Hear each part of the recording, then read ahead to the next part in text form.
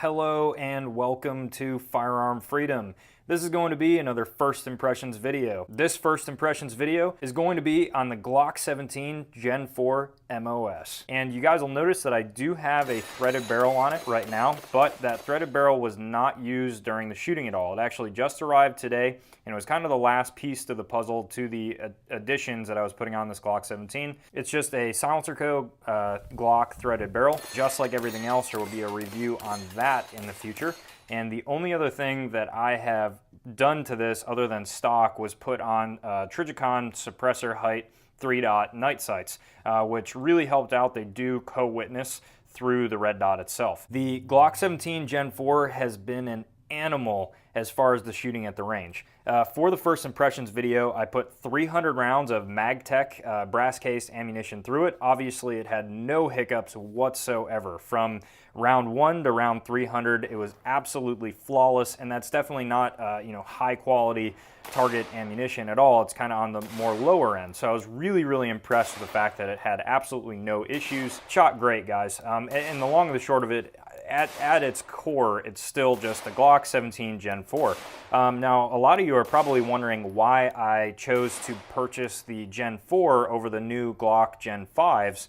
And to be honest with you guys, I like the 17 Gen 5, but I really like the Gen 4 just a little bit better. I'm one of the few people out there that actually likes the finger grooves. I really haven't had any issues with them because they've fit my hand. So I've had no issues with finger grooves. I actually kind of prefer them there. I do like the feel of them.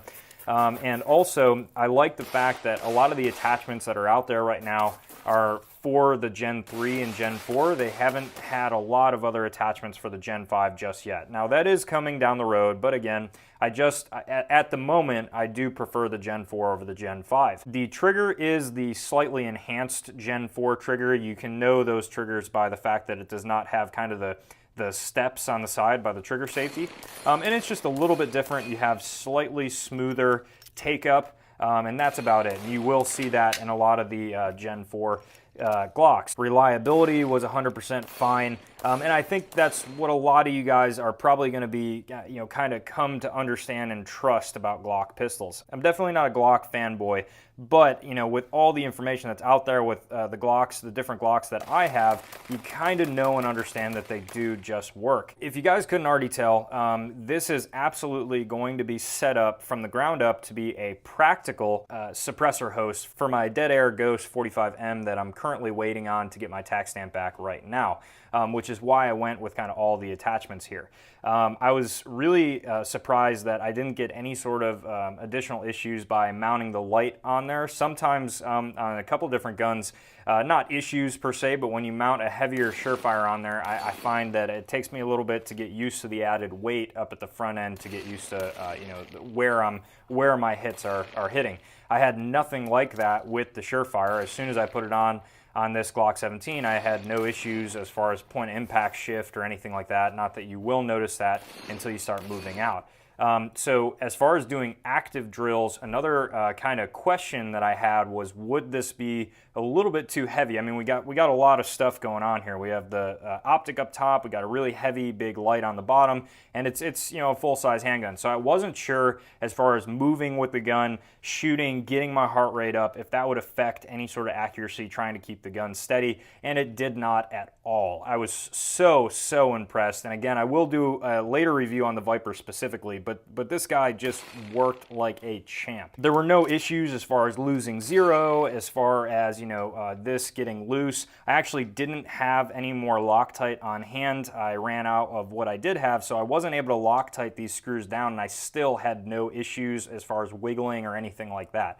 So with the MOS, I love, obviously you can get your Glock slides sent out to get cut, but normally it's cut for a specific optic, and that's either a Trijicon or another option. I love how the MOS pretty much can adapt to any of the mid to higher quality red dots for handguns that you'll see on the market. I think that's a really nice advantage. As I had mentioned before, just the standard Trijicon night sights do actually reach just over the red dot itself, and you guys can see there that you can see the white dot coming through. and it's you know, it's kind of on the lower end. If you really wanted it to be midway through the Optic, you'd have to get, you know, kind of some extra high sights. But you know, for me, it worked out just fine. And obviously, from round 1 to 300, I was using the red dot, so I was rarely ever using the actual sights itself to kind of really see how the gun would do when it was heated up, especially to see how the Optic would do when it was heated up. I did a couple of different mag dumps. The first one was just dumping 31 rounds out of this little stick mag. I just didn't fill it up all the way to capacity. So dumped 31 rounds out of the Glock factory extended magazine, and I had no issues with that. Obviously, the magazines worked fine, and then I continued to do 3 separate mag dumps filled to capacity with 17 rounds apiece for each factory magazine. And again, I had no issues, and that was extremely impressive for the Optic because it was bouncing hard and getting a little bit more heated up, obviously. There's not really too much to say about a Glock 17, guys. I mean, like I said before, these are out there, they're available, they've been available. I think that it's very tough to argue that the Glock 19 and 17 just don't work. I mean, they just work, guys.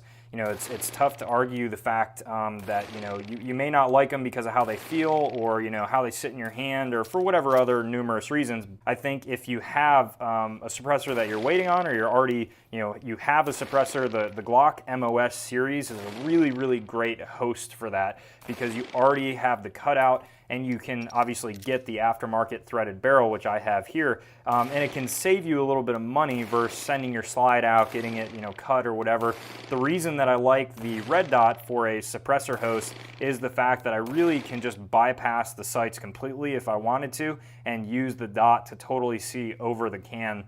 Which I think really helps out. There's good aftermarket parts, and then there's kind of not so good aftermarket parts. So if you're gonna go with the aftermarket parts, stay practical, stay with stuff that you're actually gonna need, in my opinion, and I think you can wind up with an awesome, really, really reliable defensive handgun. That's gonna wrap this video up, guys. I was extremely impressed with the Glock 17 Gen 4 MOS. Be sure to click the links down in the description. It'll take you to my Facebook and Instagram account. Like always, on my Instagram account, I am currently doing daily posts, so it'll allow you guys just to see a little bit more inside my day-to-day life and see things immediately when they happen instead of waiting for them to come out on the YouTube account. Also, click that subscribe button, guys, and hit that bell. It'll allow you to stay updated and make sure you don't miss any of the content that I currently have coming out.